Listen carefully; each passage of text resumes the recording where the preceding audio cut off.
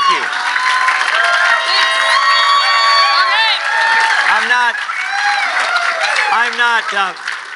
I'm pretty sure I'm not speaking for Beth, but I feel a little bit like Zsa Zsa Gabor's seventh husband. I know what I'm here for. I'm just not sure I can make it exciting. I mean, what could we possibly add to a weekend that you've already had, a night that you've already had? The speakers that have gone before us, we have so much respect for. Coming into this weekend, I was so fired up, I just couldn't hardly wait for the weekend to get here because of what I anticipated would happen. And it's happening, okay? But we're going to talk a little bit about the why tonight because we feel like if you get the why straight, the rest of it will take care of itself. So we're going to take a few minutes tonight and talk about the why from our perspective. And I'm going to turn over to Beth first and I'll come back. Okay, thank you. Well, first of all, I want to start out talking about a why from a movie. And because, you know, if you get in this business and you get in for just material things, that's not going to keep you in. And then it's a process, and you know, I can tell a little bit about our story that it becomes much deeper than that. But how many saw the movie Cinderella Man? And I own that movie. It's an awesome movie. I can't hardly watch it though because it's about the Great Depression. And you know, right now, all of us think we're going through a depression too, right? Because this is the recession that we're having now is bad, but it's nothing compared to what, you know, like my grandparents went through and what my mom experienced. And Cinderella Man is about that time. And he was a boxer, and I haven't watched it for a long time, but the thing that I remember about it is that he was a boxer and he was in to make money, to get a lifestyle, and the money just started pouring in and it just started getting lavish, and they got a beautiful home and beautiful clothes and jewelry and everything I wanted when I got in this business. And then the depression started happening, and he started not becoming such a great boxer, and he kind of lost his edge. And then the thing that really hit me was that there was a dresser in his bedroom, and as time would go on, you know, he had all his jewelry laid out on the dresser, and then pretty soon his watch was gone, and then his ring was gone, and then pretty soon the dresser was empty, and the next thing you knew, the house was sold, and they had nowhere to go. And so then the story is about how they, you know, get back on their feet. But the next time when he starts to box and he starts to become great again, he is asked at this meeting, he's going to fight this guy who has actually killed somebody in the ring. And so the media's there asking him all this stuff, you know, like, why are you fighting? You were a good fighter, you lost it. What makes you think you can win now? What are you fighting for? And he looks at them and he says, milk.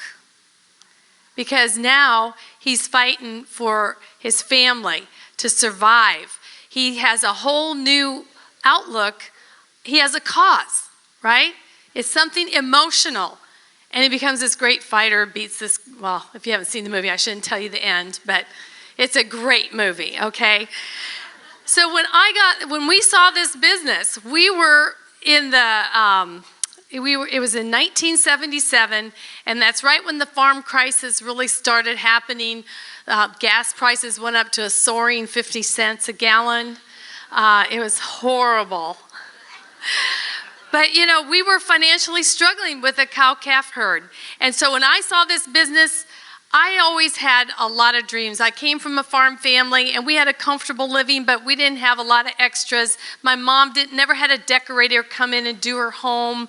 And she had furniture that was like, we got the couch this year, we got a new chair when the other one broke, you know, 5 years later, you know, that kind of scenario. So I saw this business and they're talking about dreams and passing a dream box around. I mean, I was totally materialistic, nothing honorable. I wanted money. I wanted nice things. I wanted a house without mice. I wanted clothes. I wanted jewelry. As a young girl, I wanted to marry. My idea, I'd have dreams at night that my Prince Charming would come in on a horse because I wanted to live in the country, and he would give me a great big diamond ring. And I don't know where I got that because my mom didn't have, she had a nice diamond. She said, when you get married, make sure you get a diamond because that's the only one you're ever going to get. That was her advice. So, I had a can hardly see diamond. And I was all for everything they were talking about. I was excited. But you know what? That won't keep you in the business, because we've had great times when the business, in 90 days, we put 100 people in the organization.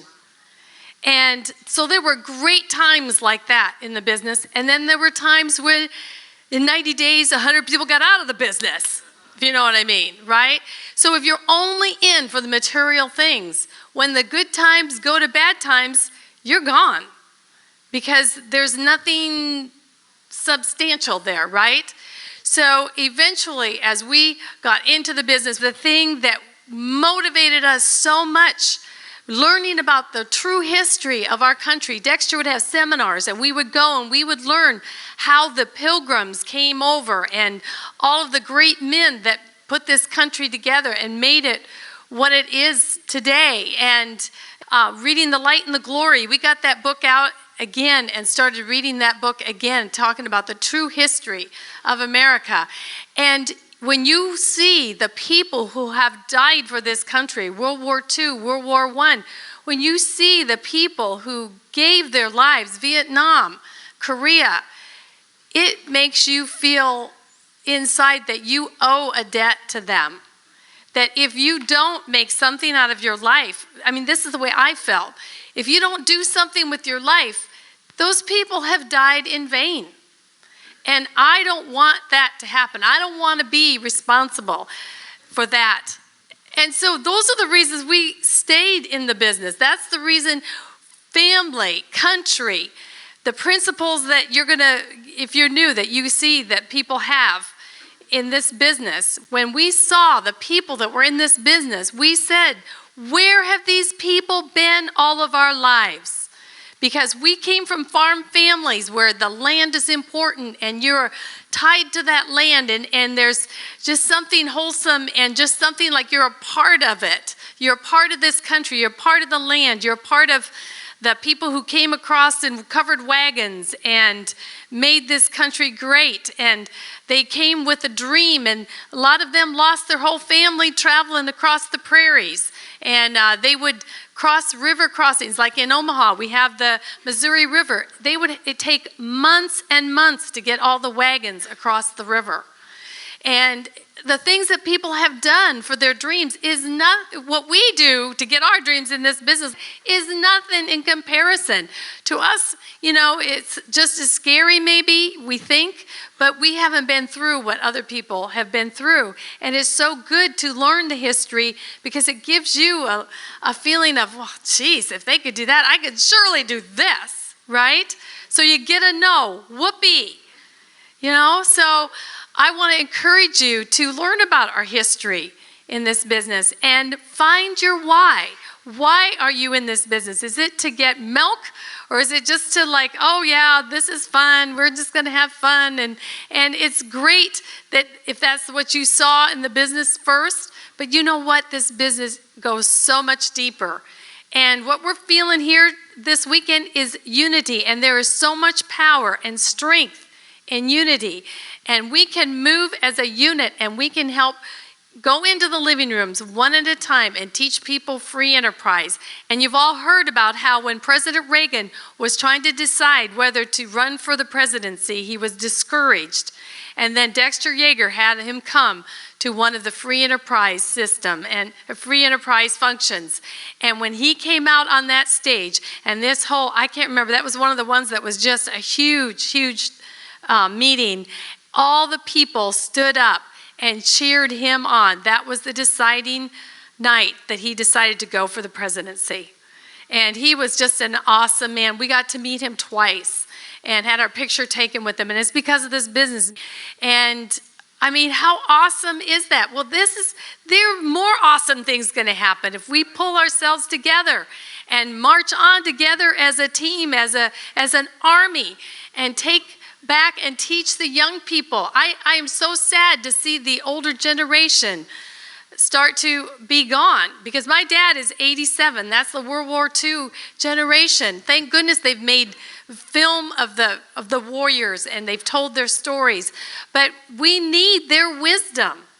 and to pass on what made America great for their generation so that we can pass it on to the next generation below us and teach them what makes America great.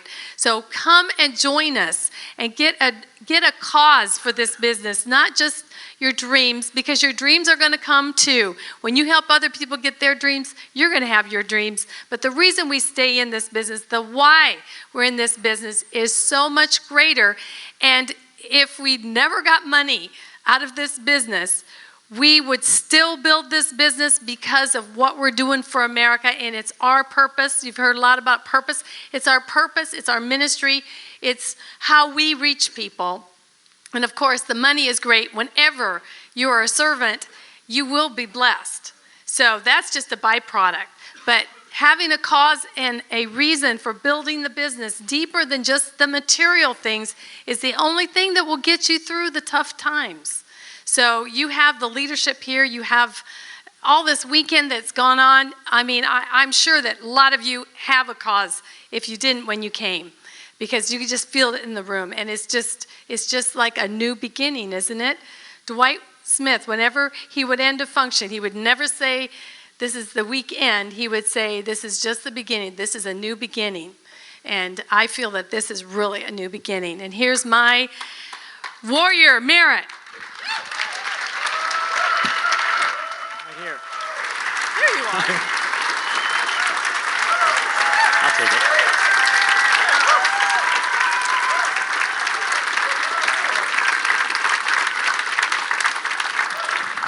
All right. And I was listening to Beth there, and I'm thinking, I remember that seminar we went to that Dexter and Bertie put on, where we learned about the light and the glory and Big Red and Little Red, and that was a week-long seminar. It was like 4 or 5 days, and I forget what city it was in. I believe it was in Charlotte. And we flew to Charlotte. I mean, we had no money. We flew to Charlotte, took a week out of our business to learn the real history of our nation. Okay? And it absolutely set me free and gave me a total drive to reach more people and tell them the truth. Okay? And so I look around today and you know, I probably have more passion today for what we're doing than ever, because I see a bigger need than ever.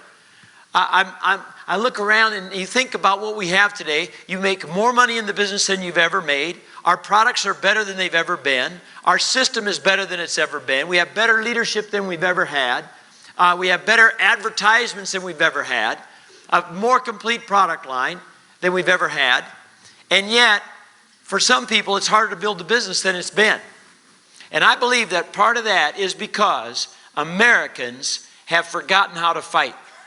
Americans, too many of them are willing to lay down and lose everything, and they're taking people's houses. And I'm sad to see a lot of people just go, well, I'll just take the house. I mean, I just want to be able to watch the playoffs.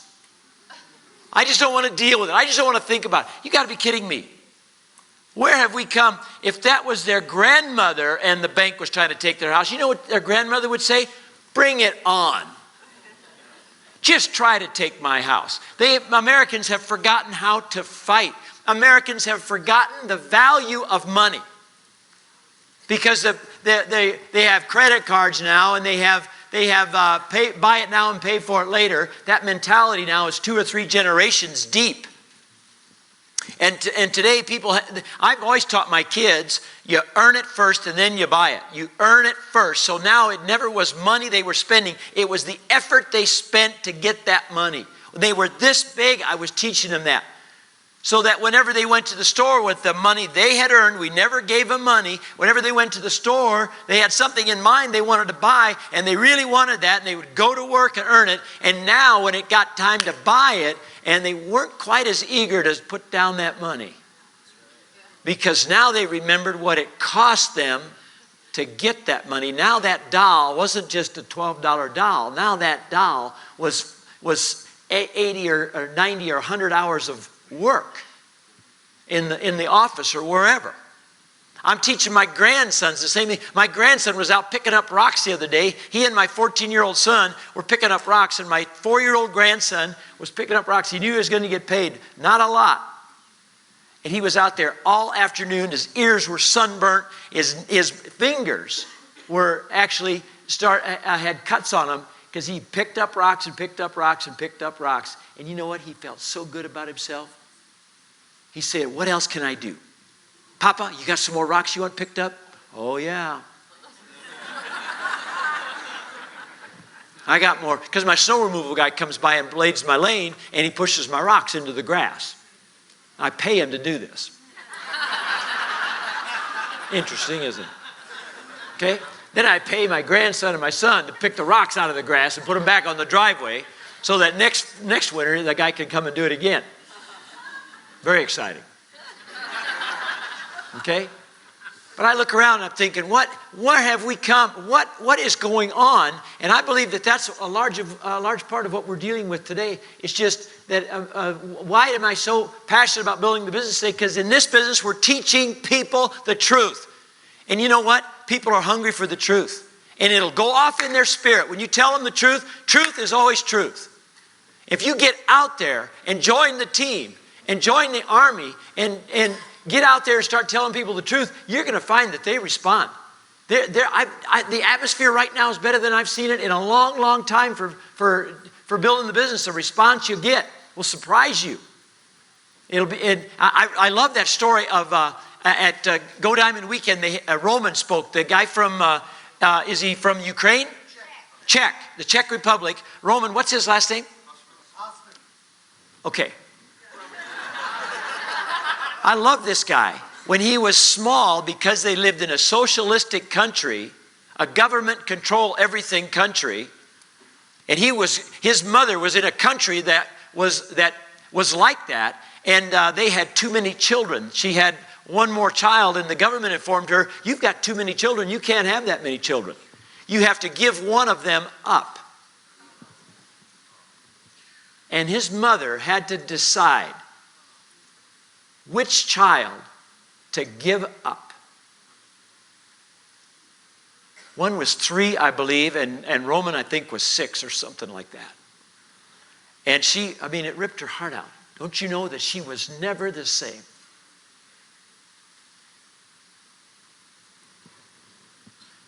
And she decided, because she had a relationship with the 6-year-old and he would remember more, she would keep the 6-year-old and give up the 3-year-old. And don't you know that she was scarred? And Roman got old enough to become a man